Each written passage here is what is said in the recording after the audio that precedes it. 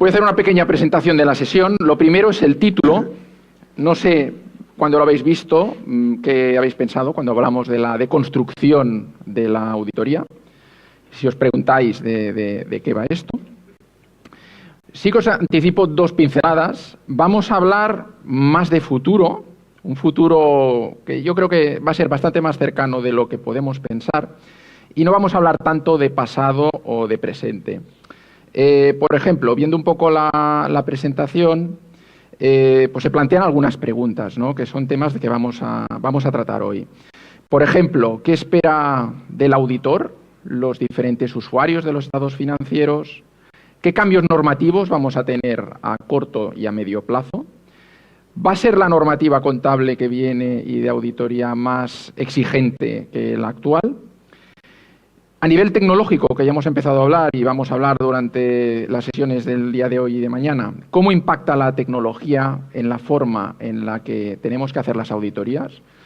La auditoría del futuro va a ser la auditoría tradicional, como lo hemos venido auditando en los últimos 20 o 30 años. Estamos aprovechando la tecnología para hacer unas auditorías más eficientes y de mayor calidad. Y también, no menos importante, una reflexión sobre, por ejemplo, cuál debería ser el perfil del auditor del futuro. Esto es un avance de algunos de los temas que trataremos en la sesión, en la que combinaremos aspectos quizá más técnicos con otros más centrados en hacer reflexiones.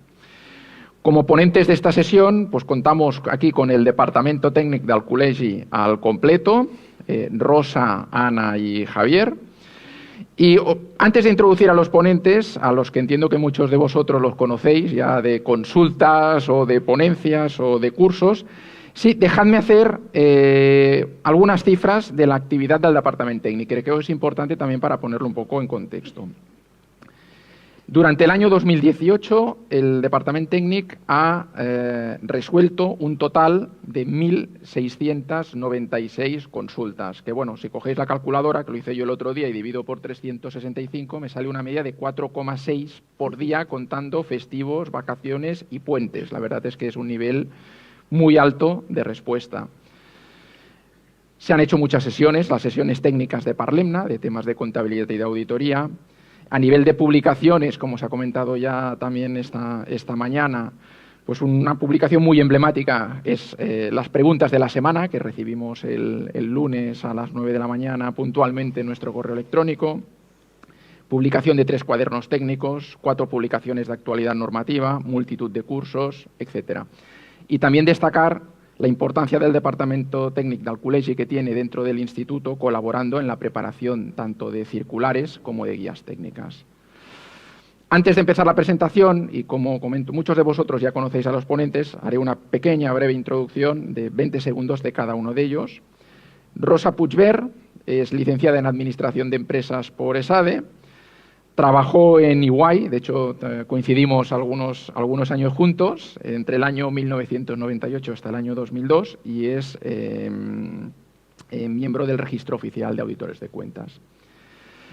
Javier Romero es licenciado en Empresariales y Económicas por la Universidad de Barcelona. A nivel profesional ha trabajado en las firmas KPMG y RSM Gasó entre el año 98 y el año 2005, y también es miembro del Registro Oficial de Auditores de Cuentas.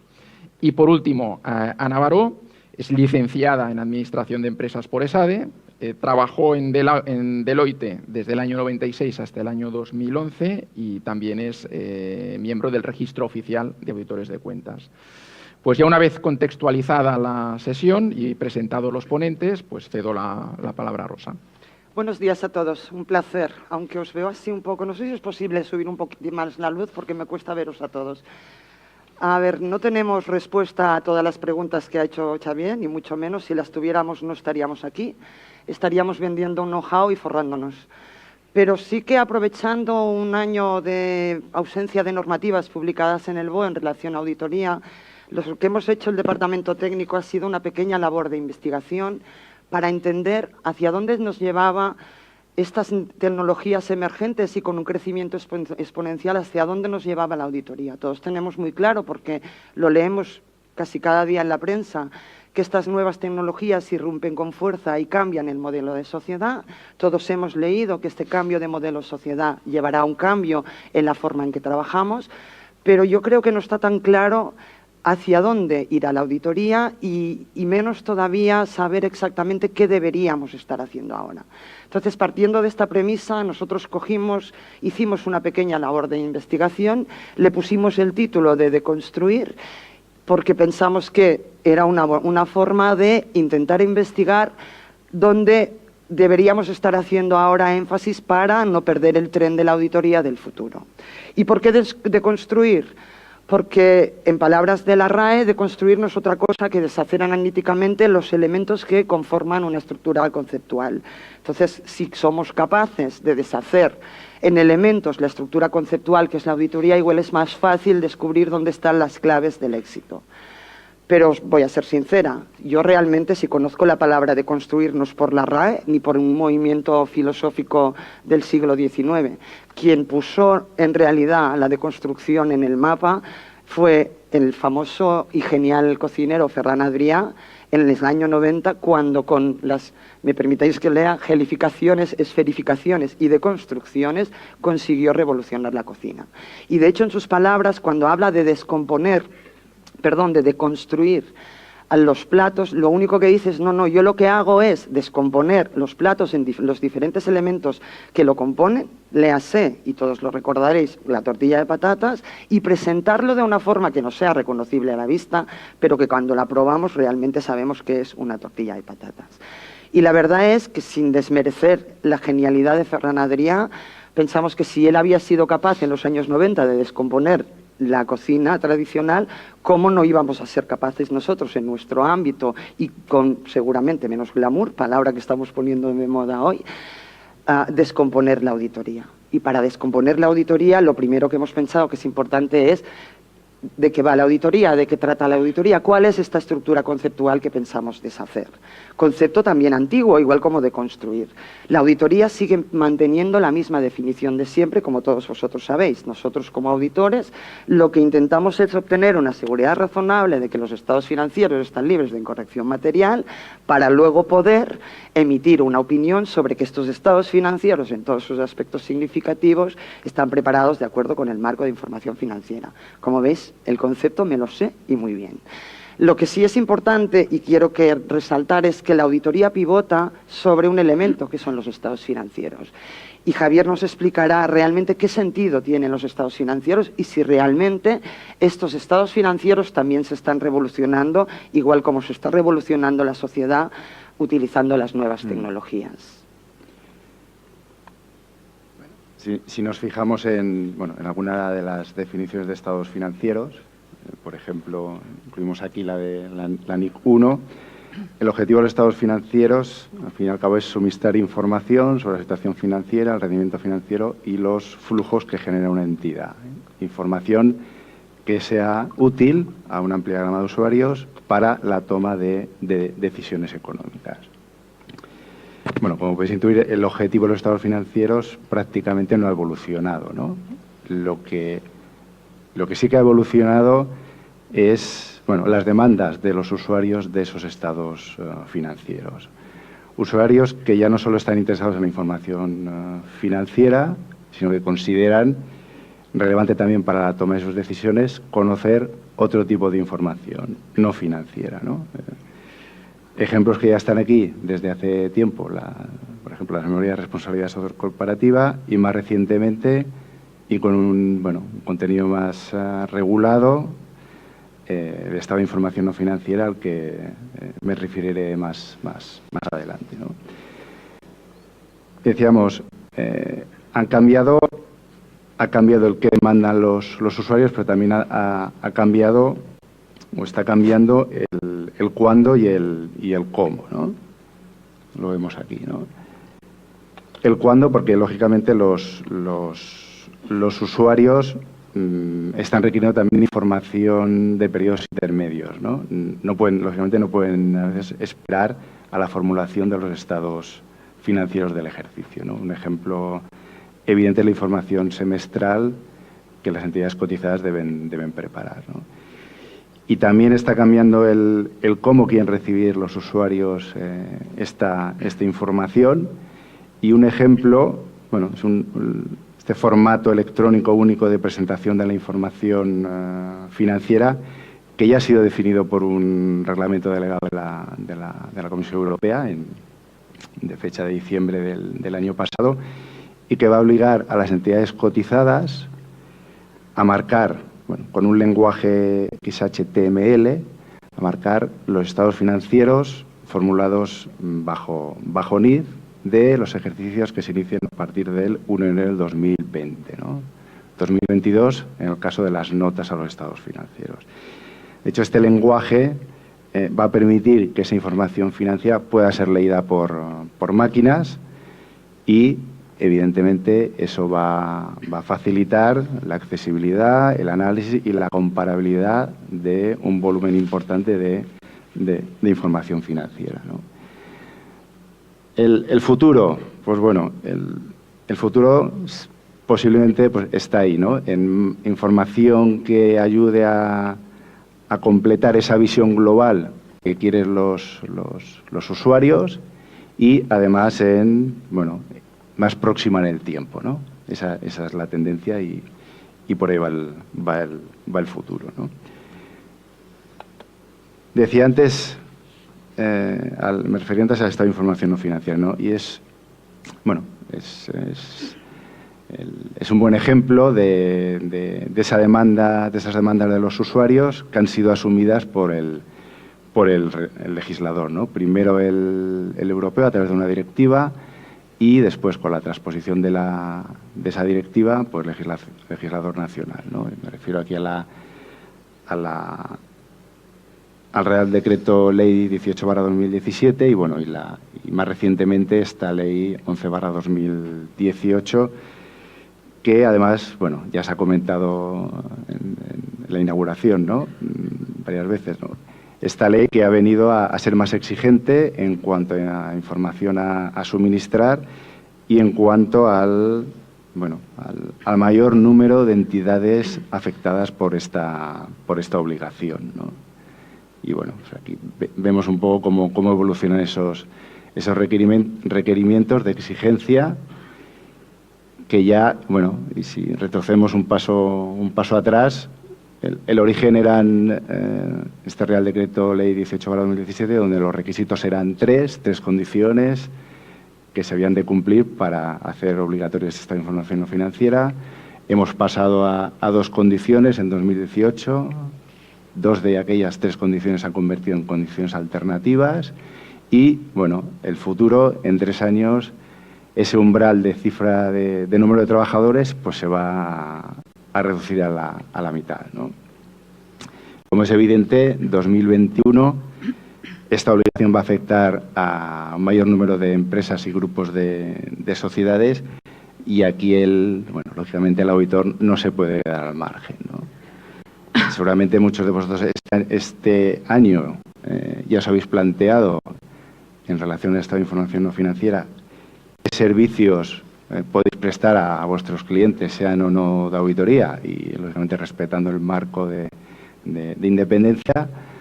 Me refiero, pues se ha comentado también, ¿no? Servicios de preparación de esta información, de asesoramiento en la preparación o de verificación, ¿no?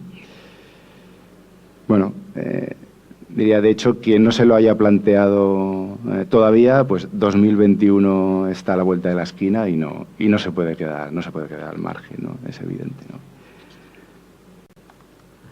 Bueno, perdona por introducir, dejamos los estados financieros, sí, es el objeto de la auditoría, pero hemos venido a deconstruir la auditoría y empezamos con el primer elemento. Exacto, ya sabemos qué es deconstruir, ya sabemos qué hemos de deconstruir, vamos a ver cómo hemos de hacerlo y para eso hemos seleccionado 5 elementos. ¿Por qué 5, no 6 o 7? Porque nos parecía razonable hacerlo en 5 y nos parecía que encajaba mucho con esta presentación. En este sentido hemos seleccionado por una parte la entidad auditada, los usuarios de la información financiera, la tecnología, la regulación y el tema de los equipos. Y lo que vamos a hacer en esta media hora, a partir de ahora, es ver cómo vamos a deconstruir cada uno de estos elementos. Y empezando por el principio, la entidad auditada. mucho se está hablando del proceso de transformación digital. Relevante, es decir, toma como punto de partida la tecnología, pero la tecnología es únicamente un medio para llevar a cabo algo más. Es una transformación de procesos a todos los niveles y que, como cualquier transformación, supone cambios tanto en los equipos como en la manera tradicional de hacer las cosas. En este sentido, hay una contradicción bastante evidente, porque si preguntamos a las empresas españolas, el 80% considera que la digitalización es un aspecto clave y muy relevante que tienen que abordar ya desde ahora, pero únicamente menos del 25%, y lo circunscribimos a empresas PYME, están dedicando más del 5% de su presupuesto de innovación a la digitalización. Con lo cual, una aparente contradicción, las empresas quieren digitalizarse, pero no se están dedicando recursos a ese fin. En este sentido, la Cámara de Comercio y la Comisión Europea y todas las instituciones están preocupadas por cuál es el nivel de digitalización de la sociedad en general y de las empresas en particular. Cuando se les pregunta a los usuarios por qué es importante esa digitalización, todos hablan por la posibilidad de innovación, de acelerar procesos, de cambiar las cosas, de ir más rápido, de más velocidad, de presentar las cosas de una manera distinta. Pero el foco realmente importante es en la posibilidad o en la necesidad de adaptarnos a nuestros clientes. Y eso que aplica para las empresas, veremos después, aplica lógicamente para los auditores. Con lo cual, puedo estar más o menos interesado en el tema de la digitalización, pero tengo que adaptarme a mis clientes, con lo cual sí o sí todos tenemos que iniciar ese proceso. Os decía antes que distintos organismos están preocupados en analizar cuál es la situación real, digamos, de ese proceso de digitalización. Y en ese sentido, a nivel de Comisión Europea, ya desde el 2014 publica el informe DESI, que lo que hace es analizar cuál es ese nivel desde la perspectiva de sociedad y economía en general. Lo hace a partir del análisis de 5 parámetros. Por una parte, cuál es la conectividad, cuál es el ancho de banda disponible. Por otra parte, el tema de los recursos humanos, el tema de la utilización de Internet por los ciudadanos, el tema de digitalización de empresas y el tema de la digitalización en el sector de la administración pública. Y si veis los resultados, como ya intuíamos, en los puestos de cabeza están los países nórdicos, Finlandia, Dinamarca, Suecia, junto con Holanda, pero España ocupa una, pues no muy mala, o sea, relativamente positiva, 11ª posición. Sí que es verdad que hay un poco de trampa y si miráis, uno de los temas que preocupa es que el apartado de capital humano, la posición, digamos, de España es menos positiva de lo que cabría esperar en referencia a otros índices. Y por contra, todo el tema de las tecnologías de conectividad y el tema del esfuerzo de la administración pública por digitalizar gran parte de los procesos puntúa de manera positiva y hace, digamos, elevar esa posición final de España. Pero sí que es verdad que el tema de los recursos humanos, que ya se apuntaba a decir, es un tema muy relevante. Hay que hacer un esfuerzo importante en todos los sectores y también en el nuestro, ¿vale?, para mejorar la formación o las habilidades tecnológicas, digamos, de las personas.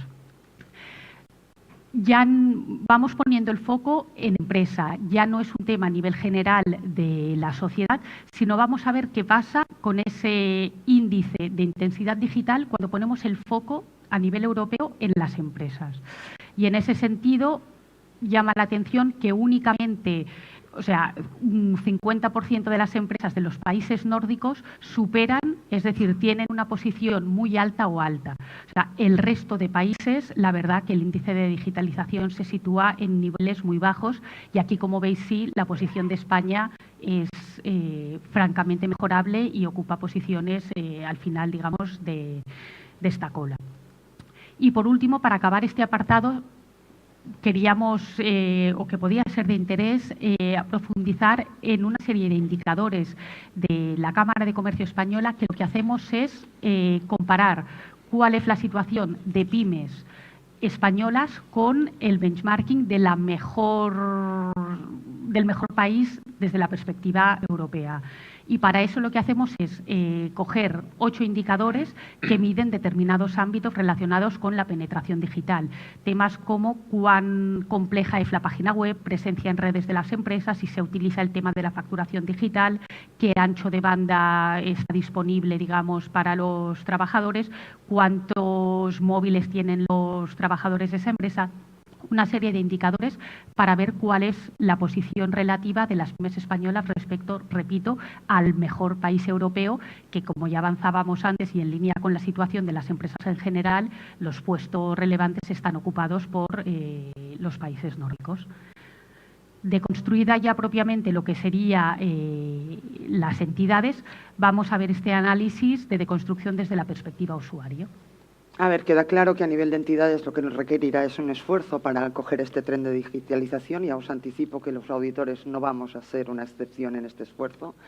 Hablar de usuarios es hablar de inversores, es hablar de accionistas, es hablar de responsables de gobierno de la entidad y en general es hablar de todos aquellos que utilicen un informe de auditoría.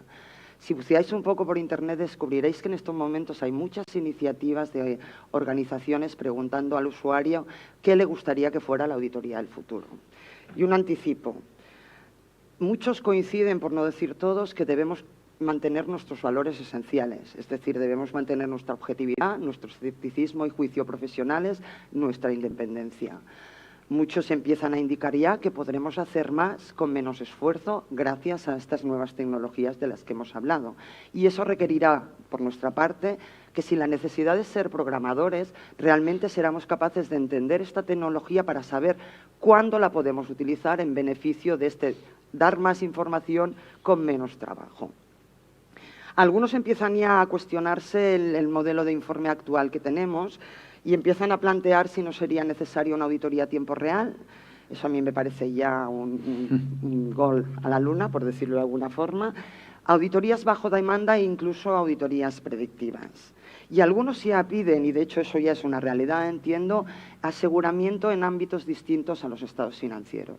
No nos engañemos, esta transformación está poniendo al consumidor, en nuestro caso al usuario, en el centro de todo. Nosotros somos usuarios de estos servicios y nos gusta que nos den este protagonismo.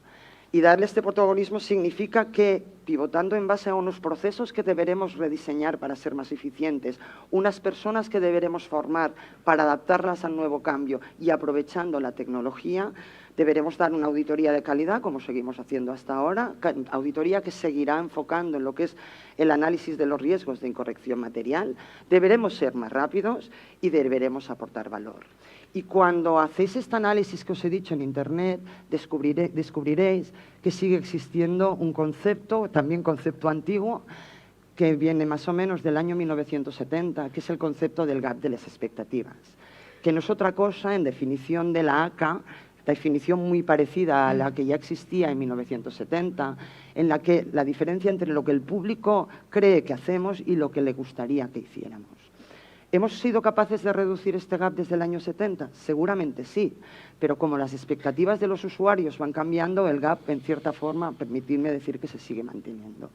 Queremos hacernos hueco, dar un poco de voz en esta parte, a un informe de la ACA que, basado en unas encuestas realizadas en 11 países, analiza este gap de expectativas y analiza la forma en la que podríamos reducirlo.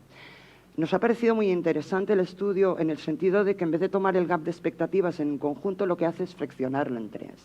Y lo fracciona en lo que sería el gap de conocimiento, es decir, lo que los usuarios creen que hacemos versus lo que realmente hacemos, el gap de desempeño, lo que deberíamos estar haciendo y lo que realmente hacemos, y por último el gap de desarrollo, que realmente creo que es el gap de expectativas, que es lo que deberíamos hacer y lo que a los usuarios les gustaría que hiciéramos.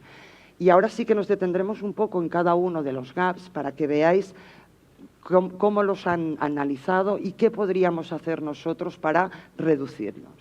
En relación al gap de conocimiento, sorprende ver que solo un 34% de los encuestados de 11 países, España no está, pero no creo que eso no haga que la encuesta sea representativa para España, solo un 34%, repito, identifica exactamente lo que es una auditoría, es decir, se sabe la definición que yo he repetido antes y que es de sobras, conocidos por vosotros. No está aquí, pero Cuando se les pregunta a los usuarios por el contenido del informe de auditoría, los dos aspectos que más señalan son las cuestiones clave y la conclusión, pero ninguna de estas dos respuestas llega al 50%. Y por último, más del 50% de los encuestados consideran que si nosotros aplicáramos bien la normativa, ayudaría más a que las empresas no tuvieran o mitigaran los posibles problemas de quiebra. Algunos creen que este gap, el gap de conocimiento, no es reducible. Nosotros pensamos, y el ACA también, que sí. Y además es importante reducirlo, porque se observa que aquellos usuarios que realmente conocen lo que hacemos y realmente conocen cuál es el contenido de nuestro informe, cuando se les pregunta qué les gustaría que hiciéramos, son más realistas. Y es importante que tengan las expectativas bien puestas, en el sentido de que desde un punto de vista legislativo, que nuestros usuarios conozcan, por ejemplo, el régimen de incompatibilidades es necesario, porque así evitamos peticiones de endurecer un régimen que yo creo que ya de por sí es lo bastante duro, entre otros ejemplos. ¿Podemos reducir este gap nosotros solos? Sin ninguna duda, no. Necesitamos del regulador, necesitamos de los emisores de normas, necesitamos de los medios de comunicación y también necesitamos el soporte de la corporación.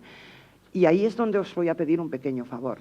La corporación, el Instituto de Censores Jurados de Cuentas de España, ha lanzado esta semana una encuesta en la que se os pide que evaluéis en vuestros clientes recurrentes o nuevos cuántos aspectos habéis encontrado que podían haber supuesto una salvedad y que porque el cliente las ha corregido, finalmente no ha sido una salvedad. Además de otros aspectos como cuántos clientes han tenido que reformular las cuentas, etcétera. Nosotros pensamos que si vosotros respondéis esta encuesta y tenemos un número suficiente de respuestas, esta publicación ayudará no solo a disminuir el gap de conocimiento, que como hemos visto es necesario para poder reducir el gap de expectativas, sino también el gap del desempeño que ahora nos explicará Javier. Vale. Bueno, este informe de ACA pone de manifiesto en su estudio este gap de desempeño, esa diferencia entre lo que hacemos y lo que deberíamos hacer, y lo hace en base a datos publicados por el IFIA, ¿no? Esa asociación internacional que agrupa a reguladores de 55 países, ¿no? Información que publican, lógicamente basada en sus trabajos de revisión, básicamente en encargos de auditoría de entidades de interés público, ¿no? Pero bueno, ahí pone de manifiesto esas áreas donde se aprecia más ese gap de desempeño, ¿no? Estimaciones contables, pruebas de control, reconocimiento de ingresos, muestreo y auditoría de grupos, ¿no? Cabe también plantearse, bueno, las posibles razones de ese gap, ¿no? Evidentemente, pues habrá deficiencias en los sistemas de control de calidad interno de las firmas, pero también aquí, como veremos, el papel de emisores de normas y reguladores también tiene su impacto, ¿no? Lógicamente es importante reducirlo, estamos hablando de incumplimientos de la normativa que no tiene sentido mantener en el tiempo. Y, bueno, ¿cómo podemos reducirlos? Lógicamente, ese primer énfasis en los sistemas de control de calidad internos de la firma, pero también, como decía, pidiendo a emisores de norma y a reguladores pues que a la hora de emitir normas, pues que sean normas fáciles de entender, que no lleven a diferentes interpretaciones después entre auditores y reguladores, normas que no planteen requerimientos imposibles de cumplir. Bueno, todo esto es importante también a la hora de reducir ese gap de desempeño, ¿no? Vemos también bueno, ese gap de desarrollo que seguramente intuitivamente pensamos que, viendo esa definición, pues sí, esto es realmente el gap de expectativas, es esa diferencia entre lo que deberíamos hacer y lo que el público espera que hagamos, ¿no? Y ahí, pues bueno, de esa encuesta pues se ven las peticiones que no son nuevas, ¿no? de los usuarios. Como veis, pues bueno, el 35% entiende que los auditores deberían identificar e informar sobre el fraude en sus informes, ¿no? Igualmente, también es recurrente, y aquí es el 70% de los encuestados así lo plantean, que la auditoría tiene que evolucionar de tal manera que prevenga con anticipación las crisis empresariales, ¿no? Lógicamente, este gap también se puede reducir y, evidentemente, tampoco podemos reducirlos solo los auditores, ¿no? Bueno, hay que abrir un debate entre todos los grupos implicados, al fin y al cabo, para ver hacia dónde tiene que evolucionar la auditoría, ¿no? Y, de hecho, en ese esfuerzo de reducir ese gap global, se ha comentado antes, ¿no? Sí, aunque en esencia el gap de expectativas esté más relacionado con el gap de desarrollo, lo que está claro que para primero abordar el gap de desarrollo, esas expectativas de los usuarios, hay que reducir, o será más fácil abordarlo, mejor dicho, si reducimos previamente el gap de conocimiento y el gap de desempeño, ¿no? Porque si no abordamos primeramente estos dos gaps, el riesgo evidente, si solo atacamos el gap de desarrollo, es la sobreregulación, ¿no? Más normas y más desenfocadas, ¿no? El futuro, bueno, se ha apuntado ya y estamos viendo ejemplos, ¿no? Esa petición de mayor aseguramiento de aspectos no incluidos en los estados financieros, ¿no? Pues bueno, la verificación del estado de información no financiera es un ejemplo que ya está aquí, ¿no? Más información en los informes de auditoría, menos estandarizadas. Bueno, en esa línea va el tratamiento de las cuestiones clave de auditoría, los aspectos más relevantes de auditoría, ¿no? Pero ahí, bueno, las demandas, seguramente la siguiente demanda, pues se ha apuntado en la inauguración, se hacía referencia, bueno, a que se haga una evolución en el informe, se haga un seguimiento de cómo evolucionan estas cuestiones clave o aspectos más relevantes de la auditoría, ¿no? Entonces, bueno, el futuro puede estar ahí. Sobre esas demandas de auditoría en tiempo real y auditoría predictivas, bueno, ahí lo veo más lejano de momento, ¿no?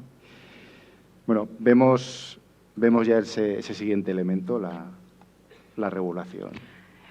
En cuanto a la regulación, comentábamos al principio de la sesión que tras los cambios que hubo propiamente en las NIAEs de informes y un poco anteriormente la ley de auditoría, a la espera de decidir cuándo se publica el reglamento, que según lo visto pues es difícil intuir o colocar una fecha concreta, hemos considerado que podía ser de interés ver qué se está haciendo a nivel internacional, porque de alguna manera todo aquello que ocurre a nivel internacional, en mayor o menor grado, acaba impactando a lo que es propiamente la normativa española.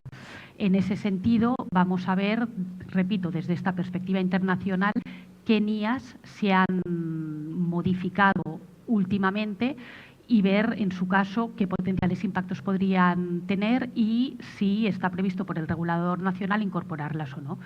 En este ejercicio, las dos últimas NIA, repito, estamos hablando desde perspectiva internacional, con lo cual hablo de NIA o de ISAs, que se han visto aprobadas, fueron por una parte la NIA 250 y por otra parte la NIA 540. La NIA 250 lo único o se vio revisada para incorporar aquellos cambios o aquellas modificaciones que se habían introducido en el Código de Ética en relación con el no cumplimiento de leyes y reglamentos. En la medida en que el código ético pues tiene un impacto un poco tangencial, digamos, no está previsto que esta NIA, que como veis ya está en vigor, tenga impacto, digamos, en nuestra normativa. Sí, en cambio, la NIA 540, NIA aprobada, pero que como veis le queda poquito, pero todavía no está en vigor. ¿Y en qué consiste, qué cambios impactan en esta NIA? Que, repito, esta sí, el regulador, digamos, ha mostrado interés en adaptar y, de hecho, ya hay grupos de trabajo que hace tiempo que están departiendo sobre la misma. En este sentido, dada la importancia de las estimaciones y de los parámetros por los que se ven afectadas, se ha considerado necesario, digamos, incorporar una serie de cambios. Esos cambios van, por una parte, por incorporar el concepto de factores de riesgo inherente. Es decir, en base a la subjetividad, el grado de subjetividad, el grado de complejidad de las hipótesis que subyacen a esas estimaciones, se determina de manera específica el tema del concepto de riesgo inherente para las estimaciones.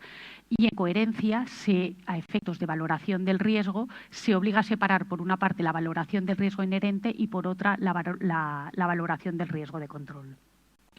La norma también incorpora la posibilidad de escalabilidad. Es decir, si soy coherente y he hecho una identificación, una valoración del riesgo correcta, tiene todo el sentido del mundo que el trabajo requerido no sea el mismo dependiendo de esa valoración que hemos asignado. Y en este sentido se incorpora, al menos desde esta perspectiva internacional, el concepto de escalabilidad de la propia norma. Además, en cuanto a la manera de construir la respuesta, cuando el auditor decide valorar o probar qué es lo que ha hecho la dirección, cómo ha hecho la estimación la dirección, se introducen parámetros muy concretos de qué trabajo hacer en cuanto al método que ha utilizado, el grado de hipótesis que ha utilizado y los datos que se han utilizado, poniendo mucho énfasis en la necesidad de ser congruentes de las hipótesis que se han utilizado con el resto de hipótesis que se han utilizado en otras áreas de los estados financieros. Y además, como casi siempre que se revisa una NIA, los requerimientos de documentación y los requerimientos de desgloses a incorporar en las cuentas anuales también se ven ampliados, ¿vale? Y repito, a nivel internacional esta NIA se hará efectiva en breve, ejercicios que empiecen a finales de este 2019 y faltará ver, digamos, esta transposición a nivel nacional, pero, repito, se está trabajando en esta línea. Si estas serán las dos NIAs, digamos, publicadas más recientemente, vamos a ver ahora en qué más está trabajando el IASB en la medida en qué importancia se le está dando a determinadas cuestiones. De hecho, si os sentís perdidos y no sabéis hacia dónde va la normativa, yo creo que una buena forma de situarse es consultar los planes estratégicos de las diferentes comisiones que conforman la IFAC.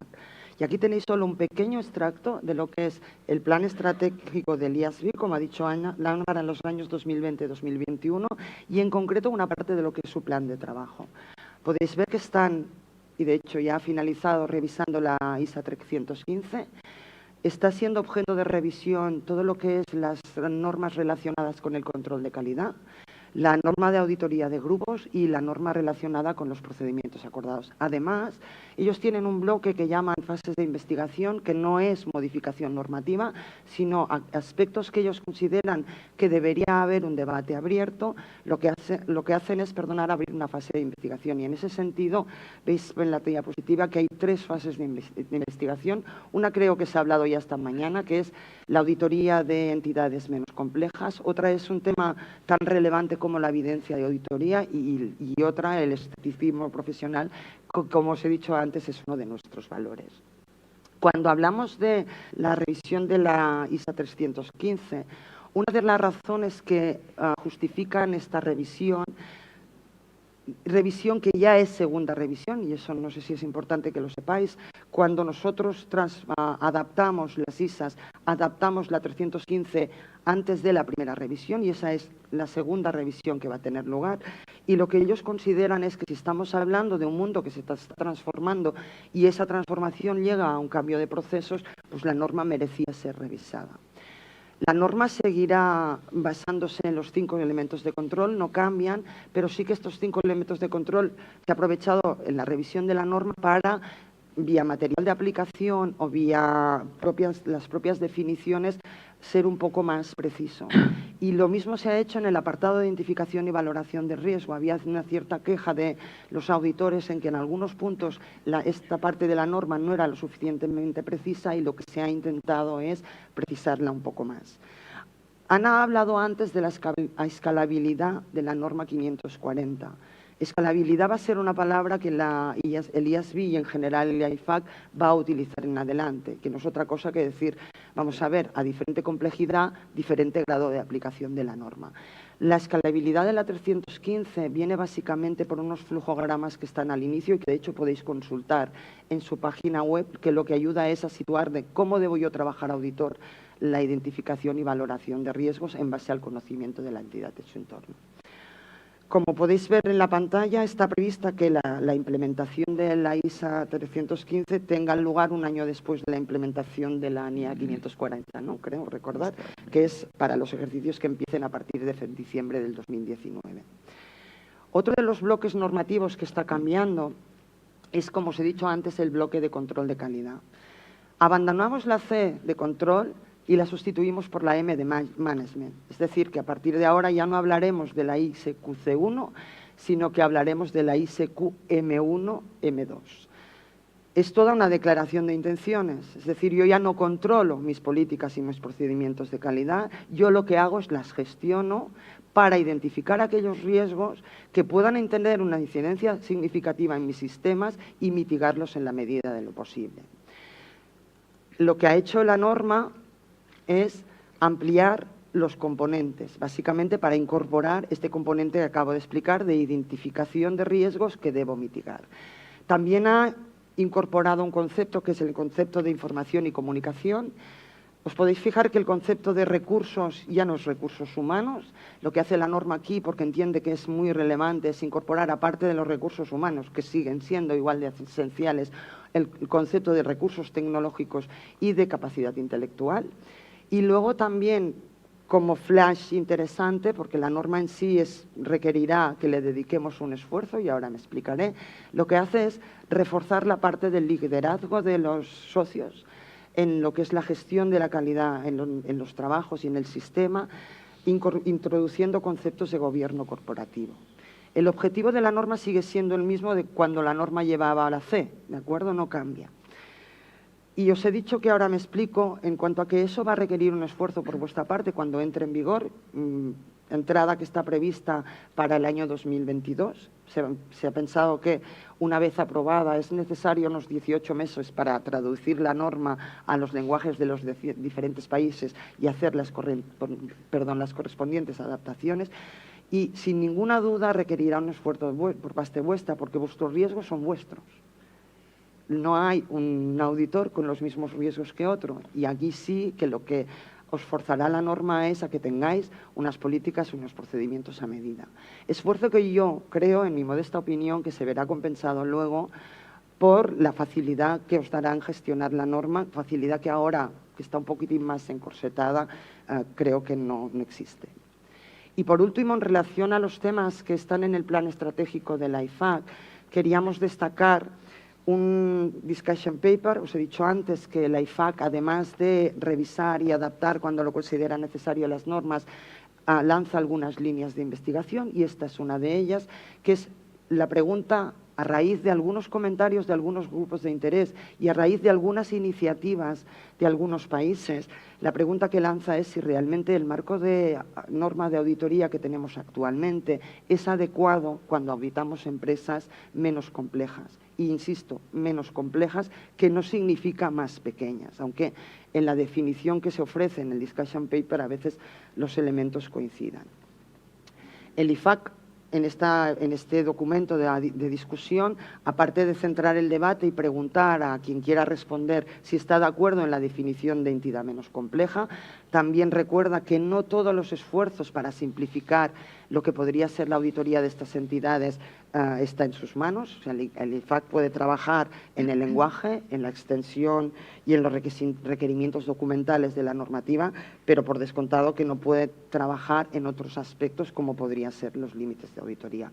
Y una vez centrado en dónde puede el IFAC hacer un esfuerzo, en caso de que sea necesario adoptar cambios para poder auditar las entidades de menos complejas, lanza tres posibles vías.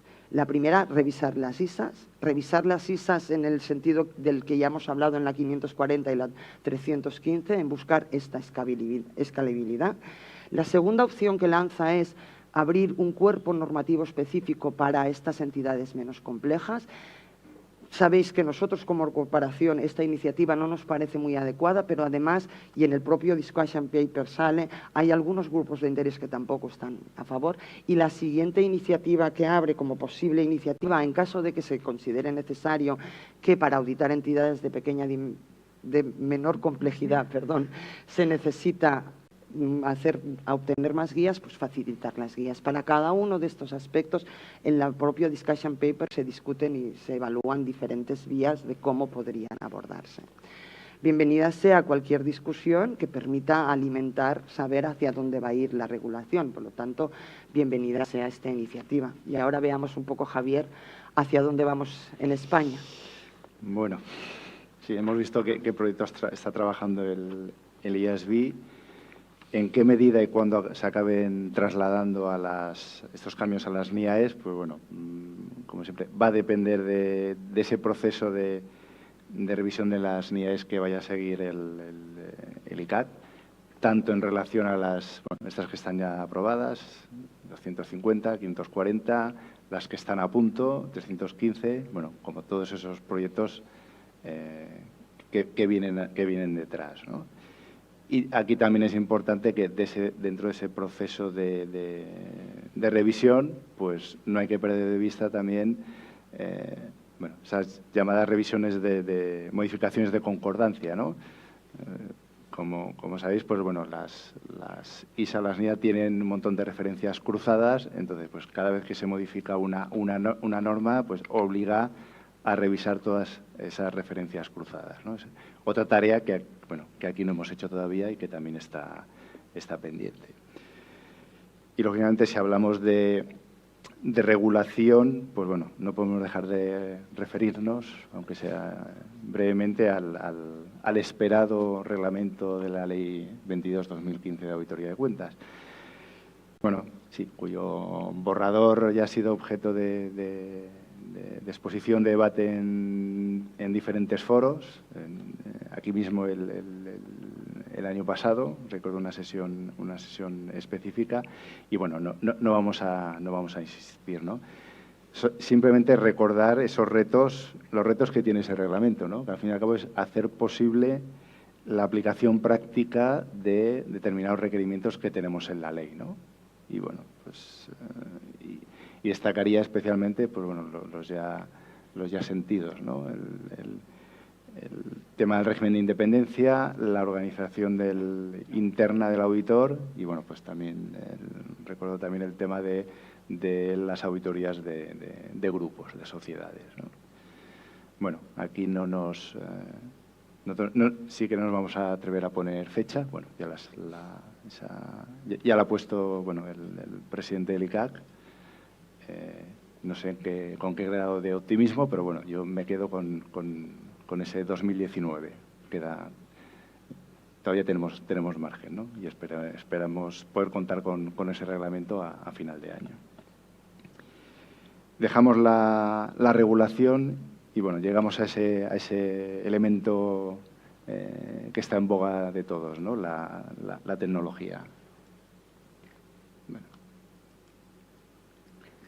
En este sentido, centrándonos en la tecnología, ya hemos visto antes que en mayor o menor medida todos los negocios están inmersos en un proceso de transformación digital. Y si esa tecnología está permitiendo nuevas formas de hacer negocio, nosotros auditores, que lo que hacemos es dar aseguramiento sobre esa información, sí o sí tendremos que adaptar nuestras formas, digamos, a esa nueva realidad. En ese sentido, un pequeño tirón de orejas porque el tema de validación del control interno, conocimiento del entorno de control y de los controles generales de los sistemas de información es algo que ya está en la NIAES 315 desde hace muchísimo tiempo. Y es verdad que es uno de los apartados en los que tradicionalmente pues, estamos encontrando más dificultades, digamos, para instrumentarlos de una manera adecuada. Pero repito, decir, si el cliente cambia, evidentemente el auditor sí o sí tendremos que cambiar.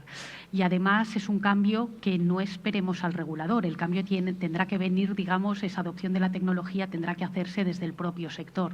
Será necesario que el regulador acompañe, sobre todo para validar la consistencia y que ese proceso sea coherente, digamos, en las diferentes firmas de auditoría. Pero es un tema que tiene que surgir desde el propio, desde la propia auditoría, desde el propio sector. En ese sentido, un tema importante es evaluar esa estrategia tecnológica y cada uno deberíamos de hacer el planteamiento, es decir, hacia dónde queremos ir, dónde estamos y hacia dónde queremos ir en ese uso de esas nuevas tecnologías, de esas nuevas posibilidades. En ese sentido, es importante identificar qué procesos queremos mejorar, qué herramientas son necesarias para aplicar esos procesos, pero las herramientas deberían de ir después de que hayamos decidido qué procesos queremos cambiar. La herramienta, lo decíamos antes, es únicamente algo que nos va a permitir ese cambio que va mucho más allá. Y a partir de allí analizar impactos. Porque sí que es verdad, evidentemente, que la auditoría, o sea, las habilidades tradicionales van a ser muy importantes y lo seguirán siendo, pero sí que habrá que incorporar otro tipo de habilidades. Y en ese sentido deberemos de ver qué medidas tomar para, de alguna manera, pues incorporar a los jóvenes o a perfiles más tecnológicos a lo que es propiamente los centros de poder de las firmas de auditoría. Decíamos que todo este proceso de transformación digital es un tema muy relevante. De hecho, gran parte de la formación de la escuela para la próxima temporada y del instituto va a estar enfocada, digamos, a dar guías, dar pautas para acompañaros en ese proceso. Además, queríamos poner en valor y enfatizar el estudio que, liderado por el instituto, se presentó en marzo del 2019 y lo que hacía o lo que proponía es maneras de transformación digital en las firmas de auditoría. Partiendo de la base de que el punto de partida es distinto dependiendo, por una parte, del tamaño de cada una de las firmas y, por otra parte, del grado de madurez tecnológica que en el momento de partida ya tiene, el estudio lo que permite o lo que ayuda es a que cada firma, digamos, construya su propia hoja de ruta a partir de estas directrices. Es decir, oye, tengo que evaluar nuevas maneras de presentar la información, nuevas maneras de interconectividad, de movilidad, etcétera, etcétera, y tengo que construir, digamos, un proyecto único e intransferible en cada una de las firmas de auditoría. Y repito, gran parte de la formación de la próxima temporada va a estar, digamos, enfocada a acompañaros en ese proceso. En este sentido, y para hacer un poquito de publicidad, pero poca, hace referencia a la guía que os comentaba anteriormente, liderada por el Instituto de Transformación Digital. Además, esta tarde hay una sección específica en la que se va a desarrollar propiamente las pautas, digamos, de esta guía a las 5 de la tarde, con un título tan sugerente como Keep Calm But Be Digital. Y, por otra parte, queríamos hacer referencia a que desde el lunes tenéis disponible en la página web del Col·legi el cuaderno técnico 79, que lo que se ha hecho es traducir el módulo 5 de aprovechando la tecnología de la guía para pequeñas y medianas empresas de la IFAC. La IFAC, de manera recurrente, presenta una serie de materiales específicos para pequeñas y medianas empresas y en este capítulo en concreto lo que se hace es dar herramientas para decidir, seleccionar e implementar qué herramientas podían ser de interés, digamos, para llevar a cabo este proceso de transformación digital. ¿Vale? Y finalmente, y hablando de futuro, hemos incorporado aquí lo que los expertos consideran las 8 tecnologías top. Cada uno de nosotros deberemos determinar cuál de ellas, una o varias o muchas, deberíamos de incorporar en cada uno de los momentos y en cada uno de nuestros procesos de auditoría. Y otro tema muy relevante ligado a la tecnología y que además en determinados aspectos asusta un poco es todo el tema de la privacidad. Estamos abordando el tema de la tecnología, pero no podemos olvidar que aparejado a la tecnología y a ese uso infinito, digamos, de los datos, hay un tema muy relevante que hay que profundizar en todo el concepto de seguridad. Y dicho esto, terminamos con los equipos. Pasamos al último elemento, pero me vais a permitir que digas que es el último y el más importante. Porque la tecnología al final es una herramienta que deberemos aprender a utilizar para trabajar de una forma distinta, pero para hacer auditorías las personas seguirán siendo importantes. Y en este pequeño trabajo de investigación que hemos hecho, los usuarios siguen pidiendo que mantengamos nuestra esencia. Es decir, y lo he dicho ya antes, nuestra objetividad, escepticismo y juicio profesional. Nos piden, y la tenemos, pero nos piden que la mantengamos, aunque las empresas se estén transformando, una experiencia general y sectorial.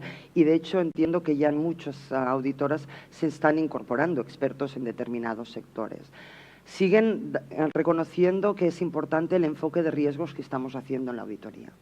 Por descontado que disminuye y mucho todo lo que se tenga que ver con aspectos rutinarios y automatizables. Eso no aporta valor, por lo tanto no tiene ningún sentido que continúe existiendo.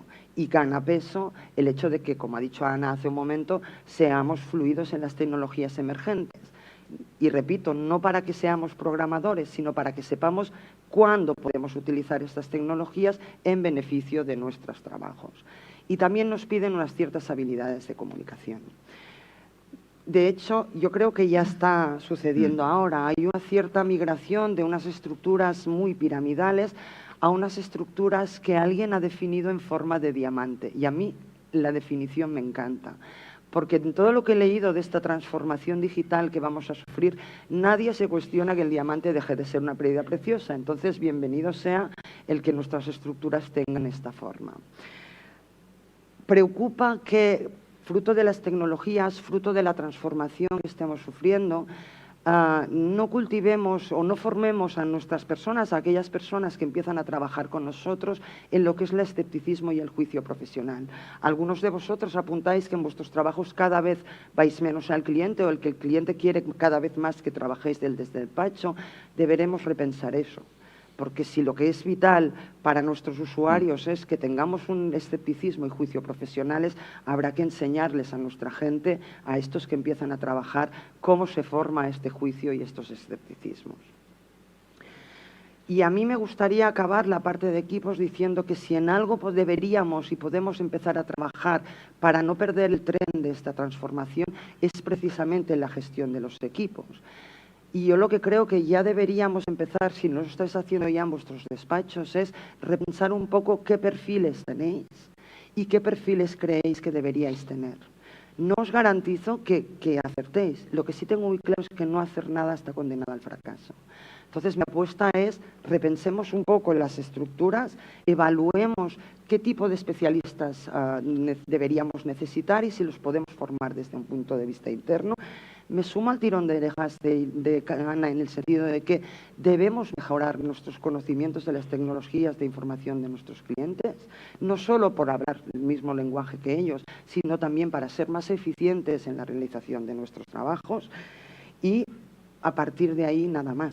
El reto es apasionante. Y no os he dicho antes, cuando se ha puesto la definición de Ferran Adrià, que Ferran Adrià deconstruyó la auditoría y la cocina para volverla a construir. O sea que os emplazo, no sé si el año que viene o en alguna sesión del colegio, para, una vez deconstruida esta auditoría, reconstruirla. Y nosotros apostamos por tres grandes características de esta auditoría reconstruida: tecnología, multidisciplinariedad y, por supuesto, un aseguramiento en campos más allá de los financieros. Y Ana nos explicará un poco cómo queda la calidad en esta reconstrucción de la auditoría. Una vez hecho este análisis, el tema de la calidad es un tema que históricamente preocupa y preocupa mucho. El IASB ya en el 2014 publicó el marco de la calidad en la auditoría y desde entonces son muchos los proyectos en este sentido. Al final somos auditores y los clientes nos valoran en la medida en que seamos capaces de aportar seguridad sobre esos estados financieros. Y para eso necesitan confianza y esa confianza se cimenta en el hecho de que el trabajo del auditor esté realizado con una calidad. Desde la perspectiva del marco al que hacía referencia anteriormente, pone el foco en los procesos, los inputs y los resultados. El tema de los inputs es relevante desde una doble perspectiva. Por una parte, la ética, o sea, al final las máquinas harán el trabajo, pero siempre será necesario el juicio profesional y necesitamos un juicio que esté apoyado por una formación ética y unos valores éticos suficientes. Además de ese juicio ético, será necesario unas habilidades, competencias y experiencia necesarias, digamos, en aquellas personas que participan en los trabajos de auditoría. En cuanto al tema de procesos, es evidente que para lograr la calidad será necesario el cumplimiento del marco normativo y, en particular, de todos aquellos estándares relacionados directamente con el cumplimiento del control de calidad. Y, finalmente, en cuanto a los resultados, es importante poner en valor que debemos de dar nuestros informes en la manera que sean útiles y en el momento en que sean oportunos. Y aquí también el debate de decir, probablemente dar nuestra opinión con un margen de decalaje tan importante respecto a la fecha origen de esa información es un tema en el que deberemos de mejorar.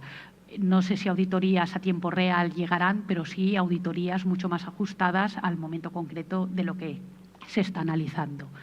Y en ese sentido, el IASB es consciente de que el trabajo del auditor y esos 3 parámetros son muy relevantes, pero que el trabajo del auditor no se lleva a cabo de manera aislada y como en un laboratorio, sino que es necesario establecer un marco más amplio.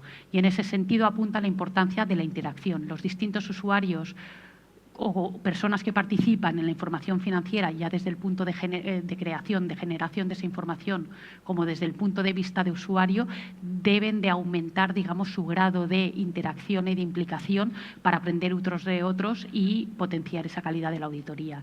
Y sin olvidar que cada auditoría se lleva a cabo en un entorno concreto y particular, y que no es lo mismo auditar una empresa en un país emergente que una empresa de un país, digamos, consolidado. Y que eso también es importante y que eso también configura, digamos, el marco de calidad de la auditoría. Y dicho esto, no queríamos acabar este proceso de deconstrucción del que venimos de una, digamos, más mecanografiada a una digital, sin lo que es un kit de viaje que nosotros entendemos que es, de alguna manera, un resumen de distintas ideas que entendemos nos deberían acompañar en ese proceso de deconstrucción de la auditoría. Y en ese sentido, y punto más relevante para nosotros, hay que valorar nuestro punto de partida. Es verdad que a veces tendemos a considerar que no tenemos las habilidades necesarias para adaptarnos a esta nueva realidad, pero no es cierto. El juicio profesional, el escepticismo, la independencia son valores muy arraigados en nuestro ADN y que son absolutamente útiles en cualquiera de los entornos a los que nos vamos dirigido. Podrán entrar otros players, podrán entrar otros verificadores de la información financiera, pero aprovechar vuestro punto de partida. Tenemos una ventaja competitiva, hace muchos años que estamos dando seguridad y sabemos hacerlo y lo hacemos bien, ¿vale? Con lo cual, nuestra posición de partida es buena, hay mucho por hacer, pero vamos en la buena dirección. Eso no quita que, evidentemente, los cambios son exponenciales y no podemos perder de vista cuál es la realidad del mercado. Hemos de estar informados y, sobre todo, formados. Hay que formar a nuestra gente en nuevas competencias, en nuevas habilidades, tanto digitales como también comunicativas. Hay que hacer un esfuerzo en ese sentido importante. No podemos perder de vista a nuestros clientes, o sea, tenemos que acompañar a nuestros clientes y tenemos que continuar generando ese valor para los clientes. La tecnología debería de ser nuestro aliado, nunca una amenaza importante, y eso sí, deberíamos aprender quizá de las startups, de los negocios, digamos, incipientes. Tenemos derecho a equivocarnos, hemos de probar cosas, algunas saldrán bien, otras no, pero tenemos ese derecho a equivocarnos.